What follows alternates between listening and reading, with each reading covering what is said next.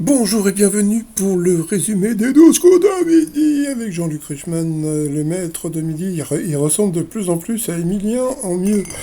Sinon, il y avait Vanina. Alors Vanina, je la connais depuis que j'ai créé mon site, chasseur d'étoiles de midi, et j'avais même eu au téléphone il y a très très très longtemps. Je crois qu'elle gardait des enfants à l'époque, et c'est pour ça qu'elle était là le mercredi. Je m'en rappelle plus, mais bon, elle est souvent dans le public avec d'autres, donc c'est pour ça que c'est. Là, pour une fois, j'ai regardé un tout petit peu l'émission plus rapidement, donc voilà, Vanina, qui est toujours aussi jolie, donc voilà. Et puis j'ai entendu qu'elle était célibataire avec ses cheveux blancs et les frais.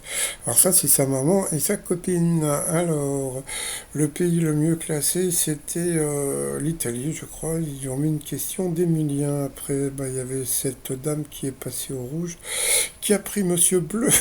Tu vois, je me marre parce que il y a des mecs ils aiment pas quand je dis qu'est-ce qu'on s'en a à foutre des prénoms. Donc voilà la grande ville bordée par la mer. Donc bien sûr c'était Barcelone. Ensuite par rapport au coup par coup, c'est Vanina qui est passé au rouge qui a pris Monsieur Bleu en duel qui est tombé sur une question tordue. Ça m'étonne pas. Quelle œuvre du XVIe siècle a pour titre le Misanthrope? C'était évident que tout le monde allait aller sur la pièce de théâtre et pas du tout. Je crois que c'était un tableau ensuite, et bien par rapport au coup fatal.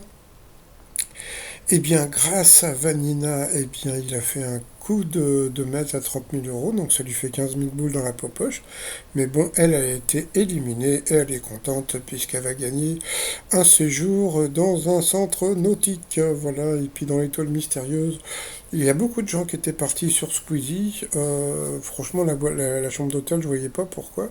Alors, d'après Popol, il semblerait que dans l'étoile mystérieuse, eh bien, c'est Keanu Reeves. Alors, bon, par rapport à ce qu'il m'a dit, le détail des indices, la photo de base, il a vécu 4 ans au château de Marmont, quoi, c'est un hôtel de Los Angeles qui est très connu, où il y a plein de rockers, en passant.